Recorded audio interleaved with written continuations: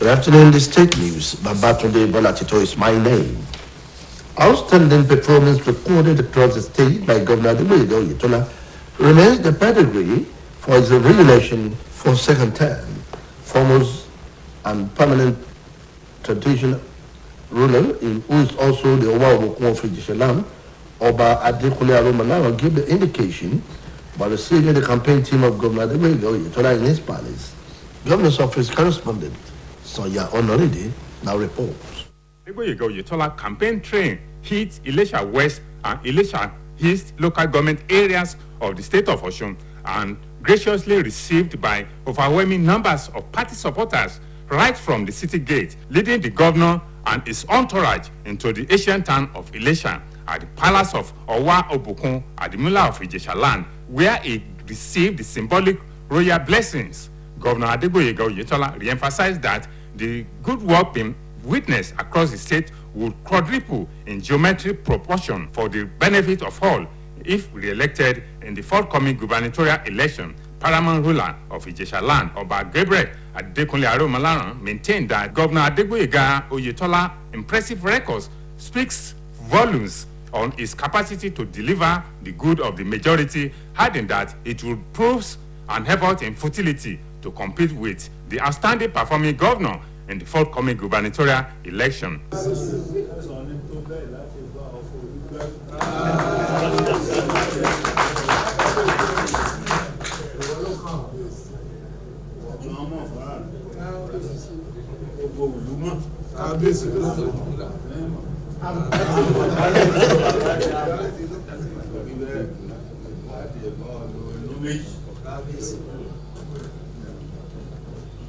We have the same mind. God's grace. Amen. Flanked by the Lagos State Governor, Mr. Babajide Sanwo-Olu, the Kano State Governor, Alhaji Abdullahi Ganduje, Minister of Youth and Sports, Mr. Sunday Dare, the National Secretary of the All Progressive Congress, Senator Yola Omishore, Governor Adeboyega Oyetola reassured the teeming crowd at the Palace Square that he would continue to strive towards ensuring overall welfare of the citizenry in terms of developmental transformations, quality education, improving health care, prompt payment of workers' salary, pensions, among other welfare packages if re-elected in the forthcoming gubernatorial election. We've done well as a government, as a party, and I know. And you can see this for yourself. The massive turnout in Ilesha indicates the fact that we are in God. This is one of our very comfortable scenes. The king, the real father, is with us. The people here are with us. And I believe that grace of Almighty God, we are winning this election come 16th of July 2022. We have been working very hard to ensure victory. We are not taking anything for granted at all. For the fact that we are in government, we are in power at the federal, local and state, we do not relent our efforts campaigning. We are canvassing for votes, explaining why they must vote for APC and why they must continue. By God's grace, we are sure we shall win. The state chairman of the All Progressive Congress, Prince Boyega Famodun, the Director General of Oyetola's Campaign Council, Senator Ajibola Bashir, as well as the Speaker of the State House of Assembly, Honorable Timothy Oweye, implored the residents to vote wisely for the continuation of good governance under the leadership of Governor Adeboyega Oyetola. Dignitaries on the campaign train were the wife of the governor, Mrs. Kawhayat Oyetola, the Deputy Governor, Mr. Benedict Alabi, the wife of the Deputy Governor, Mrs. Oyefunke Alabi, former Deputy Governor, Mrs. Grace Titilaoye Ponle, Secretary to the State Government, Prince Wole Oyebamiji, Chief of Staff to the Governor, Dr. Charles Akinola, Professor Isaac Adewole, members of the State Executive Council, members of the State House of Assembly, the leadership and members of the All Progressive Congress from across the state. From the Governor's Office, Soya Onoride reporting. Governor Adeboyega Oyetola has described the social intervention program of the government as a clear indication of the hallmark of a responsive government in line with the welfare policies being demonstrated across the state and alleviating the suffering of the less privileged. Governor Oyetola gave the insight in the Osogbo state capital while flagging off the second phase of the cash grant to vulnerable groups. Governor's Office correspondent Soya Ononide now reports. For the state capital, during the presentation of cash grants to vulnerable groups in the state of Osun, Governor Adegboyega Oyetola lauded the social intervention programs of the federal government, describing it as impacting positively on the lives of the less privileged citizens. Governor Adegboyega Oyetola said that the programs, comprising 14 different social intervention initiatives, were specifically aimed at alleviating the plight of ordinary Nigerians. He said the programs have clearly portrayed the federal government as a responsible and responsive administration, which has been equally demonstrated by its administration, such as health insurance scheme, school feeding, food support scheme, as well as empowering women and youth irrespective of ethnicity, political or religion affiliation across the state. In a remark, Minister of Humanitarian Affairs, Disaster Management and Social Developments, Ajas Sadia Umar, who was represented by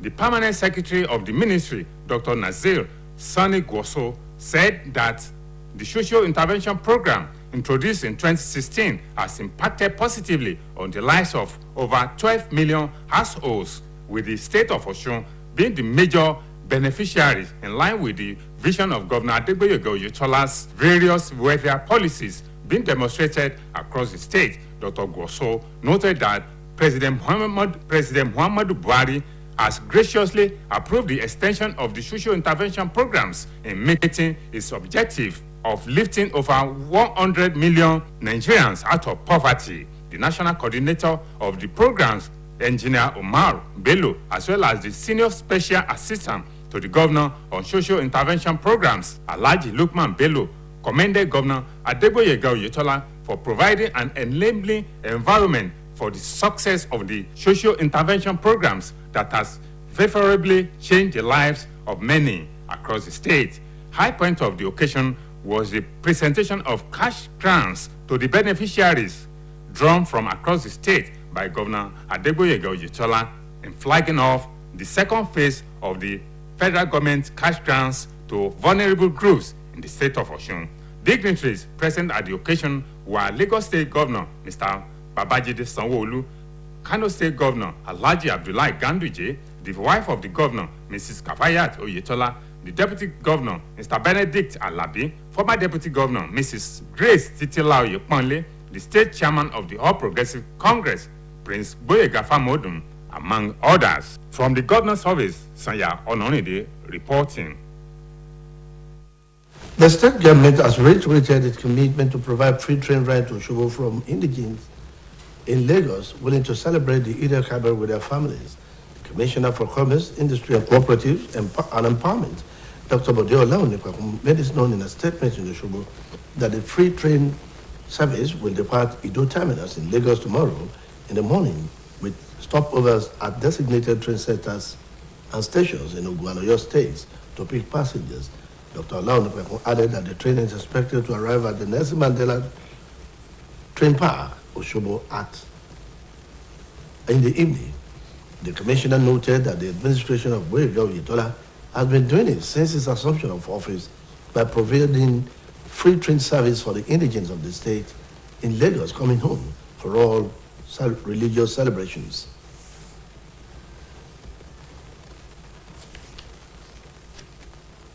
The pilgrims to this year's Hajj from the state have joined their counterparts from all over the world at Muna in preparation for Arafat tomorrow. According to OSBC correspondent in Saudi Arabia, Kudirat Olariwaju, the pilgrims are hale and hearty and looking forward to converging on the plain of Arafat. Olariwaju reported that the millions of pilgrims will be on Mountain Arafat from dawn till tomorrow, till afternoon, where they will combine both the afternoon and evening before proceeding to Muzdalifa. She added that any pilgrim who misses Arafat has not performed Hajj. The death has occurred of Elder Gbadebo Joseph Olaitan after a protracted illness. Elder Olaitan, who was pioneer chairman of veteran journalists in the state, are retired from the services of Osun State Broadcasting Corporation. According to a statement by the daughter of the deceased, Oluwatoyin Adeoye, burial arrangements will be announced later. That ends the state news on OSBC TV. Please join us at 5 for the evening news. Good afternoon.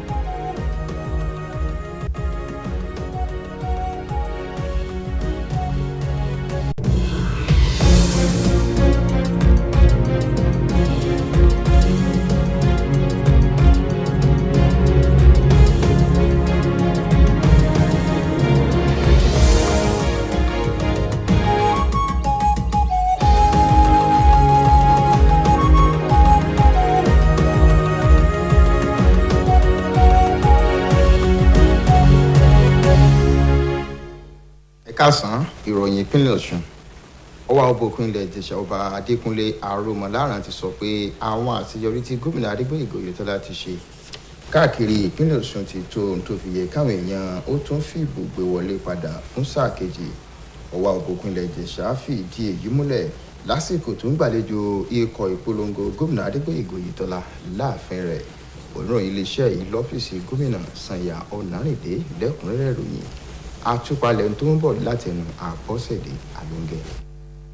Ìjọba ìbílẹ̀ ìwọ̀ oòrùn àti ìlà oòrùn Iléṣà níkọ̀ ìpolongo ìbò sáà kejì gómìnà Adégbóyèga Oyètọ́lá kàn sí níbi tómilẹ́gbẹ́ ọmọ ẹgbẹ́ òṣèlú All Progressives Congress àtàlátìlẹ́yìn ẹgbẹ́ náà ti gbà wọ́n tọwọ́ tẹsẹ̀ láàfin ọwá òbòkun àdìmúlà àtìlẹ̀ Ìjẹ̀ṣà níbi táwọn orí adé ti wúre fún un. Gómìnà Adégbóyèga Oyètọ́lá tún tẹnumọ́ pé àwọn iṣẹ́ tíjọba ọ̀hún ṣe ní gbogbo kọ̀rọ̀kọ́ndù ìpínlẹ̀ Ọ̀ṣun yóò máa tẹ̀síwájú tó ń bá wọlé fún sáà kejì. Ọwá òbòkun àdìmúlà àtìlẹ̀ Ìjẹ̀ṣà ọba Gabriel Adékúnlé Arúmọláràn wòye pé gómìnà Adégbóyèga Oyètọ́lá ti ṣe gudugudu méje yàyà mẹ́fà lórí ọ̀rọ̀ ìdàgbàsókè ìpínlẹ̀ yìí àti ètò amáyédẹrùn fáwọn èèyàn ìpínlẹ̀ Ọ̀ṣun. Ó sì ṣe pàtàkì fáwọn olùdìbò láti tún dìbò fún un lọ́jọ́ ìdìbò gómìnà táwọn wò lọ́ọ̀kan yìí kó lè máa bá àwọn iṣẹ́ sọgbàdẹ̀rọ̀ tó ń ṣe lọ́wọ́ yìí lọ.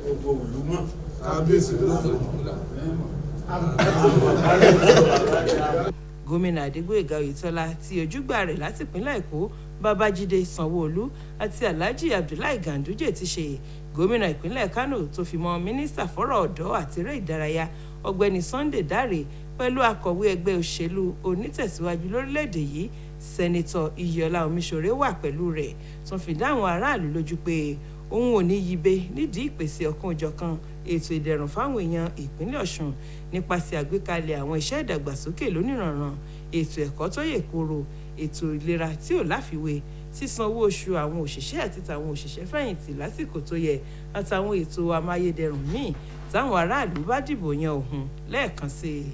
Alága ẹgbẹ́ òṣèlú All Progressives Congress nípínlẹ̀ yìí ọmọọba Gbóyèga Fámọdún olùdarí àgbà ikọ̀ ìpolongo ìbò Oyètọ́lá sẹ́nitọ́ Àjíbọ́lá Bàṣírù àti abẹnugan ilé aṣòfin ìpínlẹ̀ Ọ̀ṣun ọ̀nàrẹ́bù Timothy owó ẹ̀yẹ rọ àwọn èèyàn ìpínlẹ̀ yìí láti dìbò fún gómìnà Adégbóyèga Oyètọ́lá kí ìṣèjọba rere tó ń darí lè máa tẹ̀síwájú. Àwọn tó bá gómìnà Oyètọ́lá kọ́wọ̀ọ́rìn ní ìyàwó rẹ̀ arábìnrin Kàfáyàtù Oyètọ́lá ìgbákejì gómìnà ọ̀gbẹ́ni Benedict Alábí àtaya rẹ̀ arábìnrin Oyèfúnkẹ́ Alábí ìgbákejì gómìnà nígbà kan rí arábìnrin Títílá Oyèpọ́nlé akọ̀wé ìjọba ọmọọba Wọlé Oyèbámẹ́jì olórí àwọn òṣìṣẹ́ lọ́fíìsì gómìnà ọ̀mọ̀wé Charles Akínọlá ọ̀jọ̀gbọ́n Isaac Adéwọlé àwọn ọmọ ìgbìmọ̀ aláṣẹ ìjọba àwọn aṣòfin àwọn adarí ẹgbẹ́ òṣèlú olóṣùṣù ọwọ̀ àtàwọn ọmọ ẹgbẹ́ wọn yíká ìpínlẹ̀ Ọ̀ṣun. Àbọ̀sẹ̀dé Àlóńgẹ́ fún iléeṣẹ́ OSBC. Gómìnà ìpínlẹ̀ Ọ̀ṣun ọ̀gbẹ́ni Adégbóyèga Oyètọ́lá ti ṣàpèjúwe ètò sọgbàdẹ̀rọ̀ ìjọba gẹ́gẹ́ bí èyí tó fìdí rẹ̀ múlẹ̀ pé ìjọba tó wà lóde mọ ohun tó ń ṣe gẹ́gẹ́ bí ọ̀nà láti máa mú ìgbé ayé rọrùn fáwọn èèyàn káàkiri ìpínlẹ̀ Ọ̀ṣun àtọ̀nà láti má yípadà tó lóòrìn bẹ́tò ọrọ̀ ajé ìpínlẹ̀ yìí. Gómìnà Oyètọ́lá fìdí èyí múlẹ̀ nílùú Òṣogbo ti Solúlú ìpínlẹ̀ Ọ̀ṣun lásìkò tó ń ṣèfilọ́lẹ̀ abala kejì ètò pínpín owó ìrànwọ́ fáwọn tó kù díẹ̀ káàtó fún. Oníròyìn iléeṣẹ́ yìí lọ́fíìsì gómìnà Sànyà Ọ̀nàrìndé lẹ́kùnrẹ́rẹ́ ìròyìn àtúpalẹ̀ tó ń bọ̀ lẹ́ẹ̀kan sí láti ẹnu Àbọ́sẹ̀dé Alóńgẹ́. Lọ́ṣogbo ti Solúlú ìpínlẹ̀ Ọ̀ṣun lásìkò tó ń pín owó ìrànwọ́ fáwọn tó kù díẹ̀ káàtó fún nípínlẹ̀ yìí, gómìnà Adégbóyèga Oyètọ́lá lùjọba àpapọ̀ lọ́gọ̀ọ́ ẹnu fàgbékalẹ̀ ètò ìrànwọ́ náà, èyí tó ṣàpèjúwe bí ètò tó ti la ipa rere láyé àwọn tí ò lẹ́nìkan. Gómìnà Oyètọ́lá wòye pé ètò náà tó pín sí ọ̀nà 14 níjọba àpapọ̀ gbé kalẹ̀ láti tán ìṣẹ́ àtòṣì láàrin àwọn èèyàn ilẹ̀ yìí tí ò rọ́wọ́ họrí, àti pé ètò ọ̀hún ti ṣàfihàn ìjọba àpapọ̀ gẹ́gẹ́ bí ìjọba tó nífẹ̀ẹ́ aráàlú tó sì mọ ohun tó ń ṣe, gẹ́gẹ́ bí ìjọba tó ń darí náà ṣe ń ṣètò ìdẹ̀rùn fáwọn èèyàn ìpínlẹ̀ Ọ̀ṣun nípasẹ̀ àgbékalẹ̀ ètò ìlera dójútòfò, oúnjẹ ọ̀fẹ́ afáralókun tó ń fáwọn ọmọ ilé ẹ̀kọ́ alákọ̀ọ́bẹ̀rẹ̀, pínpín oúnjẹ tútù lọ́fẹ̀ẹ́ fáwọn tí ò rọ́wọ́ họrí láwùjọ, àti ètò ìrànwọ́ fáwọn obìnrin àtọ̀dọ́ jákèjádò ìpínlẹ̀ Ọ̀ṣun láì náà ní ẹ̀yà, ẹ̀sìn tàbí ẹgbẹ́ òṣèlú tí wọ́n ń ṣe.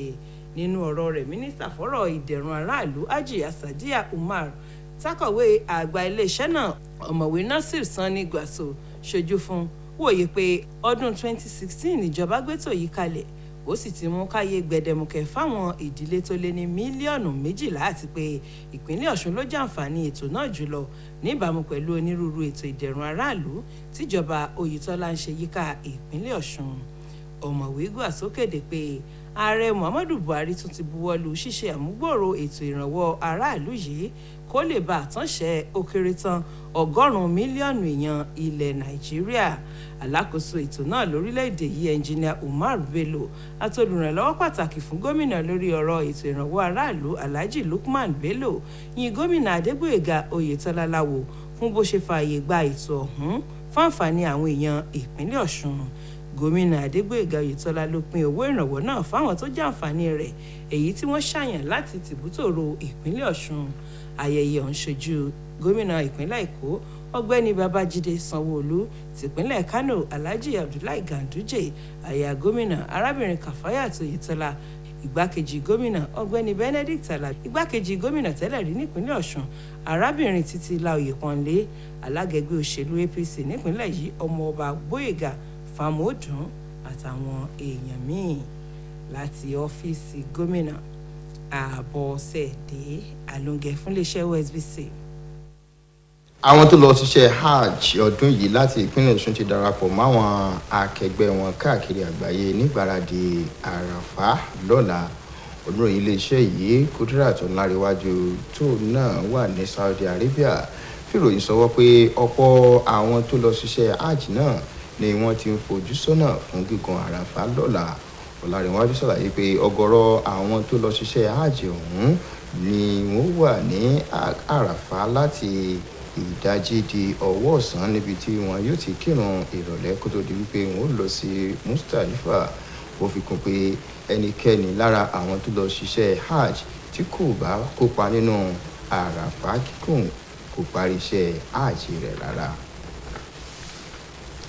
Gẹ́gẹ́ bí ìṣe ìjọba ìpínlẹ̀ Ọ̀ṣun, ìjọba ìpínlẹ̀ yìí tún ti fọwọ́ sí àgbékalẹ̀ ọkọ̀ ojú irin ọ̀fẹ́ fáwọn ọmọ bíbí ìpínlẹ̀ yìí tí wọ́n ń gbé nílùú Èkó tí wọ́n fẹ́ báwọn èèyàn wọn ṣe ọdún iléyá nílé láti wọ ọkọ̀ ojú irin ọ̀fẹ́. Ìjẹ́ inú àtẹ̀jáde tí adarí àgbà nílé iṣẹ́ tó wà fọ́rọ̀ okòwò àti ìdálẹ́sẹ̀ sílẹ̀ arábìnrin Jíbọ́lá Fálódé fi síta lórúkọ iléeṣẹ́ ọ̀hún.